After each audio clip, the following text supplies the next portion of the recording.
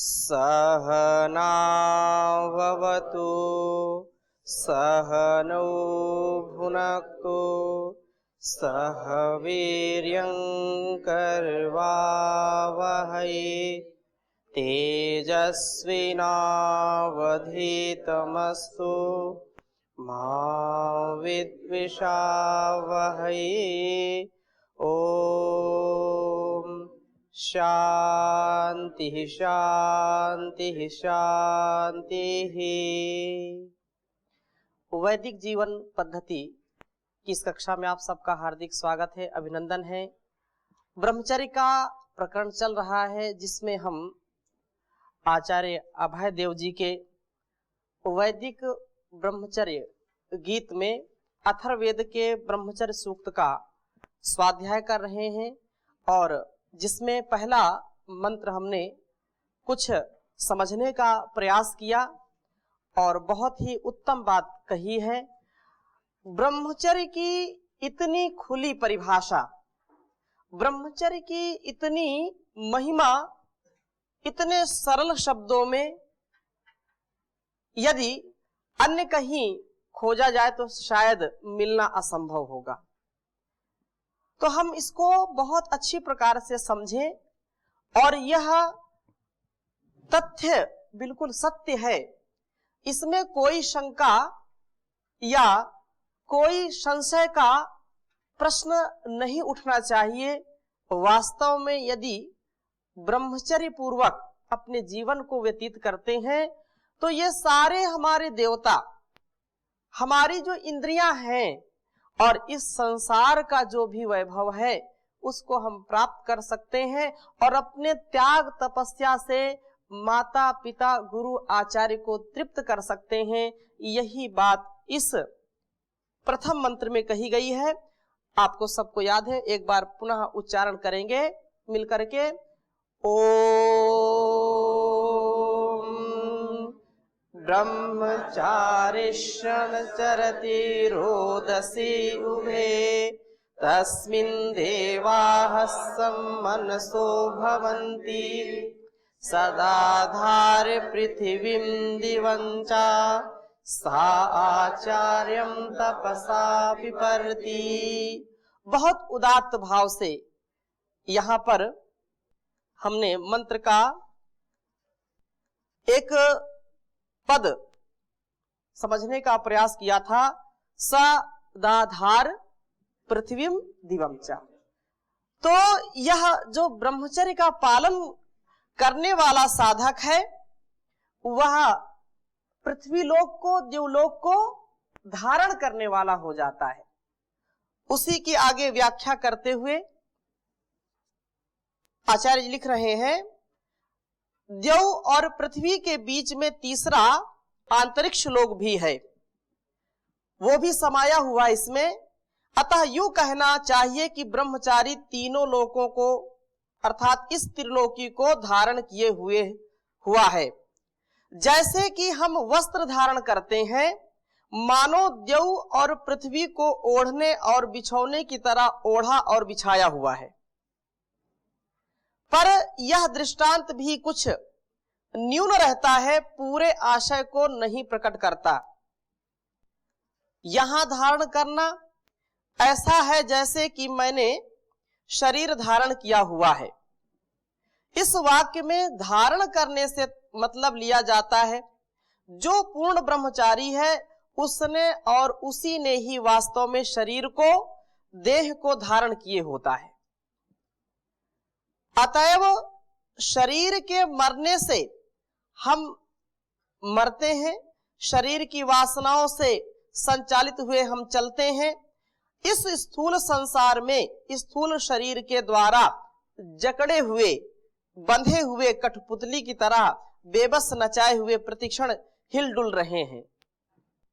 हमें शरीर ने सचमुच बांधा हुआ है, हमने शरीर को जरा भी थामा हुआ या धारा हुआ नहीं है। यदि यह बात हम देख लें तो हमें समझ में आ जाएगा कि हम में और उस ब्रह्मचारी में कितना भेद है जिसने इस शरीर को सचमुच धारण किया हुआ है, काबू में किया हुआ है। बात को स्पष्ट समझने के लिए शरीर को हम धारण करते हैं। कैसे? शरीर हमारे नियंत्रण में जब रहता है, हमारी इंद्रियां हमारे नियंत्रण में रहती हैं, तो शरीर को हम धारण करते हैं। अर्थात एक सच्चा ब्रह्मचारी ही शरीर को धारण करता है। उस शरीर को धारण करने की जो शक्ति परमात्मा से मिलती है, उस ईश से, उस जगदीश से जो सामर्थ्य मिलता है, उससे हम एक कदम इधर उधर अधर्म, अन्याय, अज्ञान की ओर एक पग भी नहीं रखते हैं। यह सामर्थ्य कौन प्राप्त करता है? एक सच्चा ब्रह्मचारी।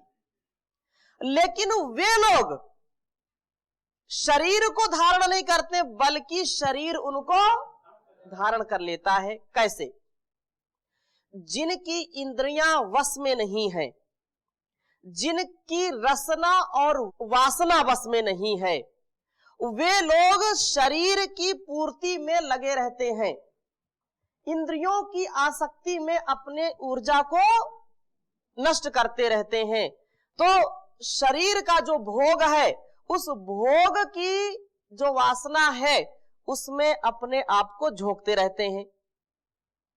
परंतु एक ब्रह्मचारी शरीर की साधना करता है, शरीर को धारण करता है, क्योंकि ये शरीर भी पंच तत्वों से बना होता है, और ये पंच तत्व प्रतिनिधित्व कर रहे हैं पृथ्वी का, देवलोक का और अंतरिक्ष लोक का। तो जब हमारा शरीर हमारे नियंत्रण में है, तो मानो ये द्यावा, पृथ्वी, अंतरिक्ष भी हमारे नियंत्रण में होगा। परंतु यदि हमने अपनी इंद्रियों को नहीं साधा, आंखों ने देखा अच्छा चित्र, अच्छा दृश्य देखा, और मन ने कहा चलो अब उधर ही चल पड़े, सामने अच्छा भोजन देखा, जीभ में पानी आ गया, चलो खाओ, हाथ बढ़ पड़ा, ये हमारे वश में नहीं है। लेकिन जो सच्चा ब्रह्मचारी है, जिसने संयम की डोर से अपने को बांधा है, उसने कभी भी गलत कार्य नहीं किया, ना कर सकता है। तो यही बात यहां पर ये कह रहे हैं कि सच्चा ब्रह्मचारी ही वास्तव में शरीर को धारण करने वाला होता है। अन्य लोग तो शरीर के गुलाम होते हैं। इन गुलामी से बचने का एक ही उपाय है, और वो है ब्रह्मचर्य पूर्वक उपासना। रसना और वासना को वश में करना है तो उपासना से करिए, रसना को, वासना को वश में करना है तो उपासना करनी चाहिए। शुद्ध ज्ञान, शुद्ध कर्म और शुद्ध उपासना, ये हमारे जीवन की गति को तय करते हैं। जिनकी स्वयं की इंद्रियां वश में नहीं है, वो दुनिया को वश में नहीं कर सकते। द्यावा, पृथ्वी, अंतरिक्ष की बात छोड़िए, जो अपने आप को नहीं संभाल सकता, अपने शरीर को नहीं संभाल सकता है, वो परिवार को भी नहीं संभाल पाएगा, वो समाज को भी नहीं संभाल पाएगा, इस संसार को तो दूर की बात। इसलिए अपने आप को संभालने का काम कौन करता है? ब्रह्मचारी करता है। संयम की जो गति है, उस गति में वह सतत चलता रहता है, वो कभी भी विकृति को प्राप्त नहीं होता, कभी भी दुर्गति को प्राप्त नहीं होता है। सदगति अवश्य ही मिलती है जो अपने आप को वश में रखता है। इंद्रियों की जो विवस्था है, उसमें वो विवश नहीं हो जाता, क्योंकि यह जो ब्रह्मचारी है वो सदा ब्रह्म में विचरण करता है। तो ब्रह्म जैसी जैसी प्रेरणा देता है, वैसा वैसा वह करता जाता है। तो इस आकर्षण में, इस रंग रंगीली दुनिया में, छैल छबीली दुनिया में अपने को वह डालता नहीं है, रहता यही है। लेकिन कैसे रहता है? जैसे कीचड़ में कमल, कीचड़ में कमल होता है, लेकिन उसमें कोई कीचड़, कोई जल उसको गंदा नहीं कर सकता, उसमें उसका लेप नहीं होता। पद्म पत्रम इव अंभसा, जैसे कमल के पत्ते में पानी या जो है कीचड़ यदि डाले भी तो वह रुकता नहीं, वो नीचे गिर जाता है। ऐसे ही ब्रह्मचारी का जीवन होता है। उसको संसार का कोई कुसंग, उसको संसार का कोई आकर्षण ठग नहीं सकता, उसको कभी ठग नहीं सकता। उसकी इंद्रियां कभी भी जो है विचलित नहीं हो सकती। कि अच्छा यह हुआ कि ब्रह्मचारी ने अपने शरीर को वस्तुतः धारा हुआ होता है, तो बस आगे इतना ही कहना है कि चूंकि उसके अंदर के त्रिलोकी को धारण किया होता है उसने, इसलिए उसने बाहर के त्रिलोकी को, सारी दुनिया को भी धारा हुआ होता है। अंदर का त्रिलोक यदि हमसे सध गया तो बाहर का त्रिलोक भी हम साध लेंगे, पूरी दुनिया को मुट्ठी में कर लेंगे। लेकिन पहले तुम्हारी मुट्ठी तो बंधे, हाँ? मुट्ठी जब बंधेगी, संयम की मुट्ठी में अपने आप को बांधिए, तो अपने आप ये संसार स्वयं बंध जाएगा। एक श्लोक आपको पहले भी सुनाया था। इस संसार में वे पुरुष जो संयम की डोर से बंधे होते हैं, वे सांसारिक बंधनों में कभी बंधते नहीं हैं। लेकिन जो कमजोर हैं, बुजदिल हैं, जो निर्वीर्य हैं, जिनमें सामर्थ्य नहीं है, ब्रह्मचर्य का जो पालन नहीं करते हैं, वे विषयों में ऐसे फंस जाते हैं, ऐसे जकड़ जाते हैं, जैसे एक मच्छर जैसा जीवन हो जाता है। आप लोग कभी जब सुने होंगे एक मच्छर आदमी को, हाँ, तो उसकी स्थिति सदगति की नहीं होती है। अब वो कितना सत्य ये पता नहीं, लेकिन ये निसंदेह है, निर्भ्रांत है कि जो संयम के डोर से अपने को नहीं बांधता, बार बार लुटता है। चारों ओर लुटेरे बैठे हुए हैं इस संसार में, चारों ओर लुटेरे बैठे हुए हैं। एक श्लोक मैंने बहुत पहले पढ़ा था कि वास्तव में उसी का जीवन सफल होता है, और वही सा पंडितश्च विप्रश्च, और एक ऐसा कुछ है कि वही श्लाघनीय है, वही स्तुत्य है, वही व्यक्ति स्तुति की करने के योग्य है, वही उसको पंडित माना जा सकता है, जिसके अंदर के जो लुटेरे हैं। अंदर के लुटेरे कौन है? ये वासनाएं, विषयों की आसक्ति, इंद्रियों की गुलामी, ये लुटेरे हैं कि नहीं? और हमारे शरीर को लूटते रहते हैं, लूटते कि नहीं? तो जिसके द्वारा, अंदर के शत्रुओं के, अंदर के लुटेरों के द्वारा जिसका ये यौवन लूटा नहीं गया है, वे वास्तव में स्तुति करने के योग्य है, वही बुद्धिमान है, वही पंडित है। क्योंकि ये इंद्रियां, ये हमारे शत्रु के समान है, हमारे मित्र के समान भी है।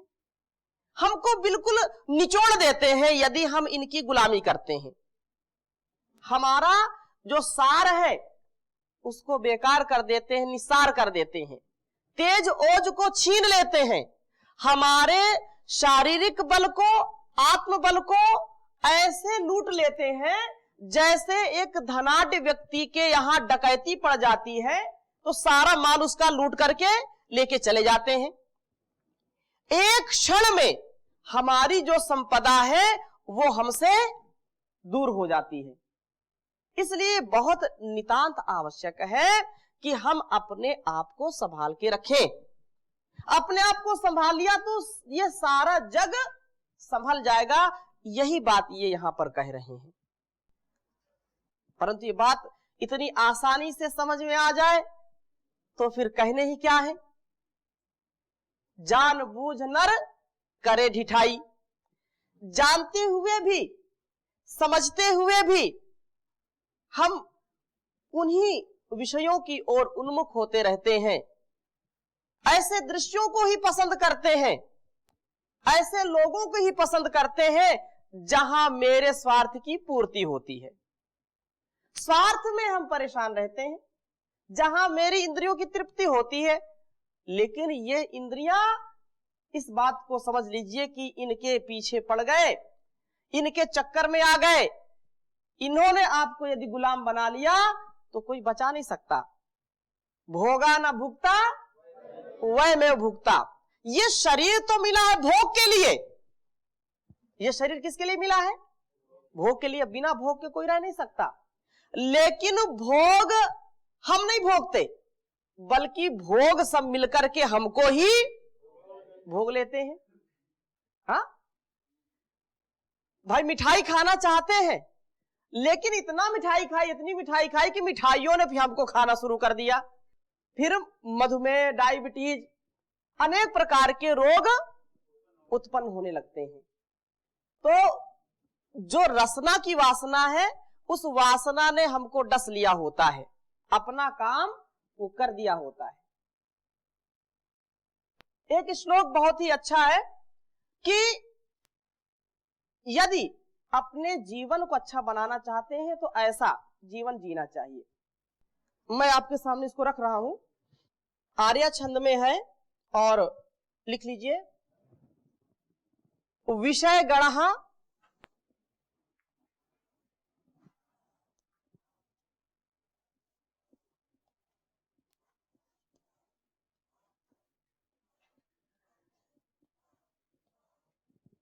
विषय गणाः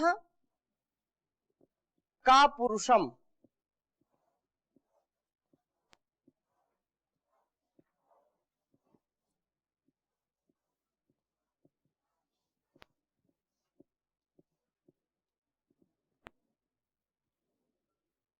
करोति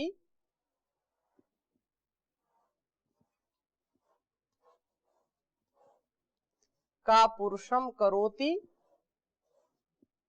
वशवर्तिनम।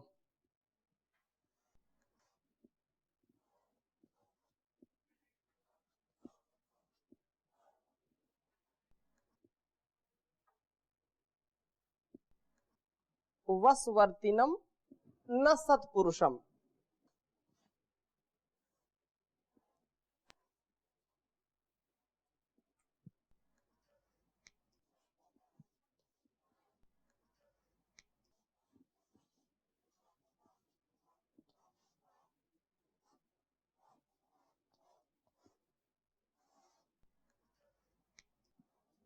और आगे कह रहे हैं बधनाति मशकमेव ही।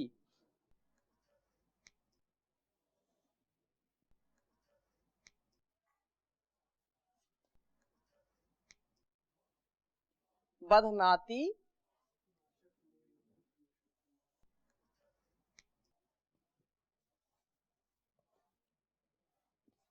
मशकमेव ही।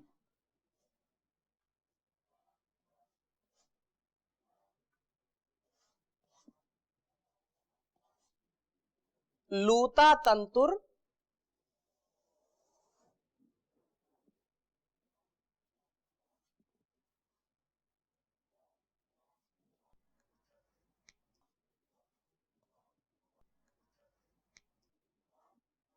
लूता तंतुर्न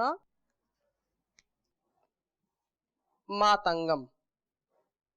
मातंग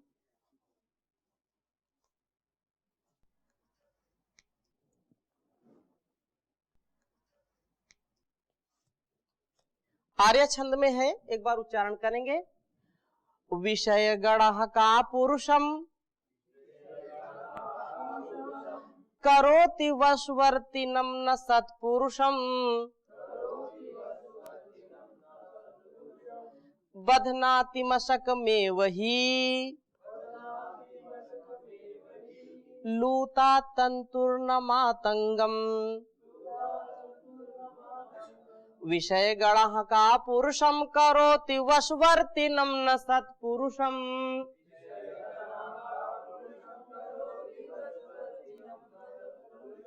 बधनाति मशकमेव ही लूता तंतुर्न मातंगम।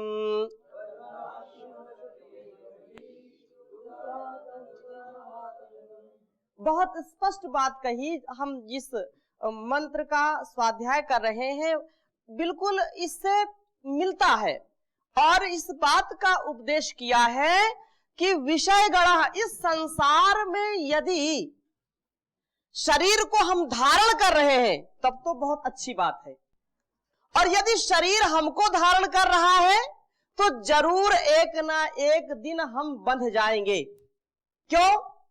क्योंकि विषयों का जो समूह है, रूप एक विषय है, रूप को देख करके, शब्द को सुन करके, गंध को सूंघ करके, रस को चख करके, त्वचा से स्पर्श करके वस्तुओं का हमारे अंदर विकार उत्पन्न हो जाता है। तो ये शरीर हमारे वश में नहीं है, बल्कि हम उसके वश में है। तो यही बात ये कह रहे हैं कि विषय गणः का पुरुषम, ये सांसारिक जो विषय है ये का पुरुषम, जो कायर पुरुष है, जो शरीर के वश में है, जो इंद्रियों के वश में है, उनको ये विषय गणः वशवर्तिनम करोति। उन कायर पुरुषों को ये विषयों का जो समूह है उसको क्या करता है? अपने बस में कर लेता है, अपने अधिकार में कर लेता है। न सत्पुरुषम, सत्पुरुषों को अधिकार में नहीं कर पाता। जो विषयों का समूह है सत्पुरुष का कभी बाल भी बाका नहीं कर पाते। एक उदाहरण दे रहे हैं। क्या उदाहरण दे रहे हैं? बधनाति मशक मेव ही लूता तंतुर्न मातंगम। जैसे आप देखते होंगे कहीं दीवार पर, घर में या कहीं भी मकड़ी अपना जाला लगाए होती है, और उसके बहुत बारीकी से देखेंगे तो एक दो मक्खियां, एक दो मच्छर उसकी लपेट में होते ही हैं, होते हैं ना। तो यही बात कह रहे, बधनाति मशक में ही, वो लूता तंतुर, लूता तंतुर मतलब मकड़ी का जो तंतु है, मकड़ जाल केवल मशक में, मशक को ही अर्थात मच्छर को ही बांध सकती है।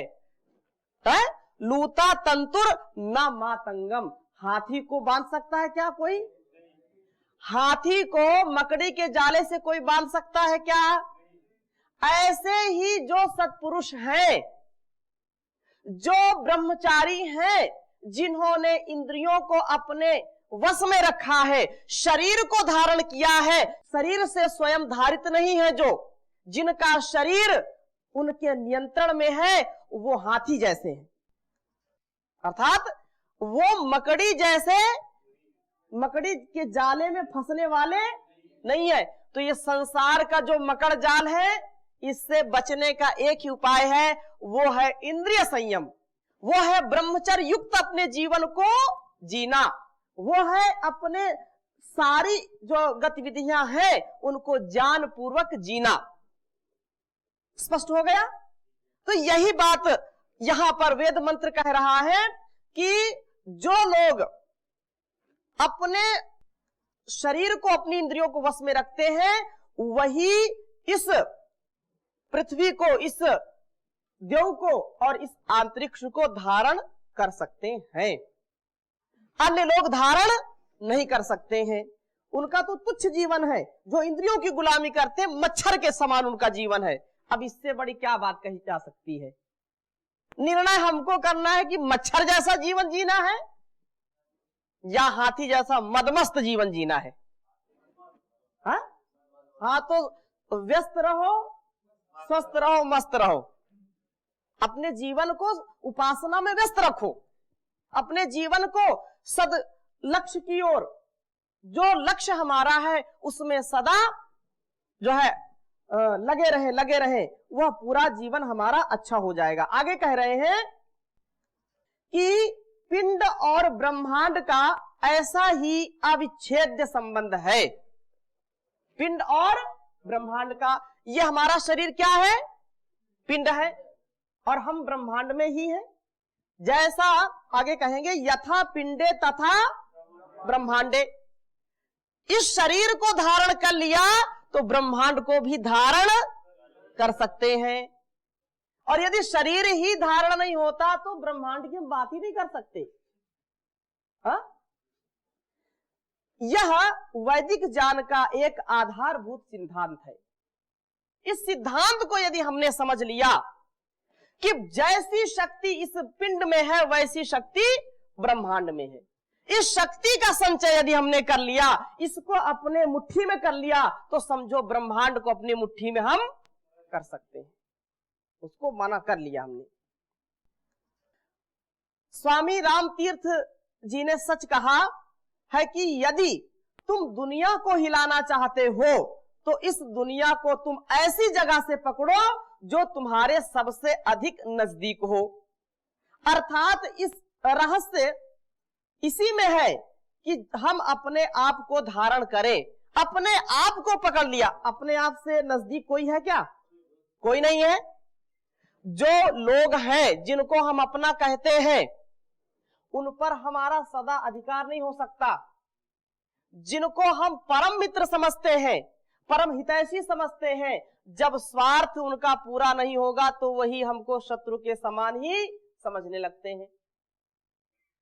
हम सब कुछ अर्पित कर देते हैं तो भी कभी ना कभी ऐसी स्थिति आती है कि उनके द्वारा हम ठुकरा दिए जाते हैं। तो यदि संसार को तुम हिलाना चाहते हो तो सबसे पहले भाई पेड़ को हिलाना चाहते हो तो उसकी पत्ती पकड़ के हिला सकते हो क्या? उसकी एक डाल पकड़ के हिला सकते हो क्या? उसका क्या पकड़ेंगे? तना। हाँ? तो इसलिए यदि इसको हिलाना चाहते हो तो सबसे नजदीक अर्थात अपने आप को पकड़ो। वस्तुतः इस त्रिलोकी को धारण करने का रहस्य इसी में है कि हम अपने आप को धारण करें, अपने आप को पूरी तरह वश में करें, और इसी का नाम ब्रह्मचर्य है। अपने आप को धारण करना, अपने आप को संयमित रखना, अपने शक्ति को संचित करना, यही वस्तुतः ब्रह्मचर्य है। तो इसकी चर्चा हम आगे और करेंगे। आज यहीं पर विराम देते हैं। ओम शांति शांति शांति।